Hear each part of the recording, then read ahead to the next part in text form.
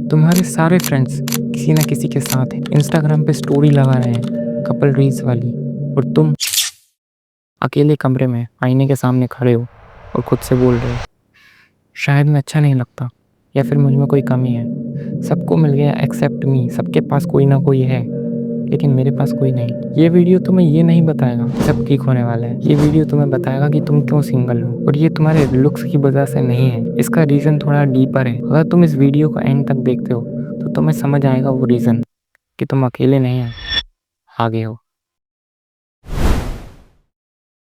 देखो, मैं तुम्हें ये नहीं बोलूँगा कि रिलेशनशिप्स बेकार है या वेस्ट ऑफ टाइम, लेकिन ये ज़रूर बोलूँगा कि यदि तुम ये सोच रहे हो कि सब सेटल हो गए और तुम पीछे रह गए हो, तो ये तुम्हारी बहुत बड़ी भूल है। क्योंकि जो लोग रिलेशनशिप्स में हैं वो लोग ये सोचते हैं कि ये हमेशा के लिए है, पर नंबर ये बोलते हैं कि टीनेज रिलेशनशिप्स का लाइफ स्पैन 6 मंथ से कम का होता है। और ये उनकी गलती नहीं है, ये लाइफ की रियलिटी है। इस एज में लोग बदल रहे होते हैं, गोल्स बदल रहे होते हैं, और जब तुम खुद बदल रहे होते हो तो एक रिलेशनशिप को स्टेबल रख पाना मुश्किल हो जाता है। लेकिन तुम्हारी गलती ये है कि तुम खुद को इनकम्प्लीट समझ रहे हो सिर्फ इसलिए क्योंकि तुम्हारे पास कोई नहीं है। और ये सोच धीरे धीरे तुम्हें खाली करती जा रही है, तुम्हें खाती जा रही है। मेरा एक दोस्त था, क्लास 11th में उसकी एक गर्लफ्रेंड बनी। उससे सारी दुनिया परफेक्ट लग रही थी। सुबह उठते से ही गुड मॉर्निंग के मैसेजेस, देर रात तक कॉल पर बात। सारे दोस्तों से बोलते थे कि भाई तू तो बहुत लकी है, और वो बोलता था कि हाँ यार अब तो पूरी लाइफ सेट है। लेकिन ठीक 6 महीने बाद उसकी पढ़ाई गिर गई, उसकी हॉबीज छूटने लगी, क्योंकि वो रिलेशनशिप में इतना डूब गया था कि उसने खुद को ही खो दिया था। ब्रेकअप हुआ ऑब्वियसली।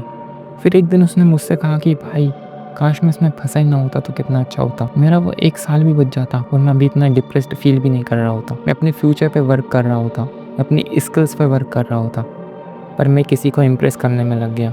फिर मैंने उससे पूछा कि तूने ये किया ही क्यों था। इसका आंसर मैं आपको आगे बताऊंगा। लेकिन ये सुन के मुझे समझ आ गया कि सिंगल होना बुरा नहीं है, और ये डेफिनेटली तुम्हारे लुक्स की वजह से नहीं है, बल्कि तुम अनकॉन्शियसली अपने आप को प्रोटेक्ट कर रहे हो, अपने फ्यूचर को प्रोटेक्ट कर रहे हो। और ये तुम्हारे लिए एक गिफ्ट साबित हो सकता है अगर तुम इसे सही से यूज़ करो तो। देखो, ये मत सोचो कि मैं एंटी रिलेशनशिप हूँ, नहीं। मैं बस इतना कह रहा हूँ कि यदि तुम खुद के साथ खुश नहीं हो तो किसी और के साथ कैसे खुश रहोगे। मतलब ये कि यदि तुम्हें खुद से प्यार नहीं है तो कोई अगर तुमसे प्यार करेगा भी तो भी तुम उस पर ट्रस्ट नहीं कर पाओगे। और ये सब तब सीखना जब तुम खुद किसी के ऊपर डिपेंडेंट हो। बहुत ज़्यादा कॉस्टली हो सकता है, क्योंकि ये वो टाइम है जब तुम अपना फ्यूचर बना रहे हो, अपनी कहानी लिख रहे हो। और यदि इस टाइम में तुमने खुद को प्रायोरिटाइज़ किया तो 25 की उम्र तक तुम फाइनेंशियली इंडिपेंडेंट बन चुके होगे, मेंटली स्ट्रांग हो चुके होगे। फिर यदि प्यार होगा भी तो वो चॉइस से होगा, लस्ट से नहीं। तो अब सवाल आता है कि यदि तुम सिंगल हो और अकेला फील कर रहे हो तो तुम क्या करो। लेकिन उससे पहले जब मैंने अपने दोस्त से पूछा था कि तूने ये किया ही क्यों, उसके पास इसका कोई जवाब नहीं था, लेकिन मेरे पास था। उसका फ्रेंड सर्कल, उसका एनवायरनमेंट, उसकी फील्ड। और यहीं से आता है पहला स्टेप, स्टॉप कंपेयरिंग। तुम्हारे दोस्त का रिलेशनशिप तुम्हारी जर्नी नहीं है, तुम्हारी टाइमलाइन अलग है, तुम्हारी ग्रोथ अलग है। जो उनके लिए सही हो वो तुम्हारे लिए भी सही होगा, ये ज़रूरी नहीं। इसलिए कंपेयर करना बंद करो। तो फिर क्या करें? Invest in yourself. जिम जाओ, बुक्स पढ़ो, स्किल्स सीखो, म्यूज़िक सुनो, सनसेट्स देखो, वो सब करो जो तुम्हें बेटर बनाए। क्योंकि जब तुम बेटर बनोगे तो तुम्हें खुद पर भरोसा होगा, और जब तुम्हें खुद पर भरोसा होगा तो तुम्हें किसी रिलेशनशिप में कॉम्प्रोमाइज़ नहीं करना होगा। अब क्या करें? Build a strong inner circle. 2 से 3 ऐसे दोस्त बनाओ जो तुम्हारी ये मेंटेलिटी के हों, ग्रोथ को हमेशा प्रायोरिटी पे रखते हों। क्योंकि जिन लोगों के साथ तुम रहते हो उनके जैसी ही तुम्हारी थिंकिंग भी होती है। एंड ट्रस्ट मी, यदि तुम ये कर लेते हो तो तुम्हें किसी रोमांटिक वैलिडेशन की ज़रूरत नहीं होगी। और अगर मेरी ही तरह तुम्हारे पास ऐसे दोस्त नहीं हैं तो और भी अच्छा, learn to enjoy your own company.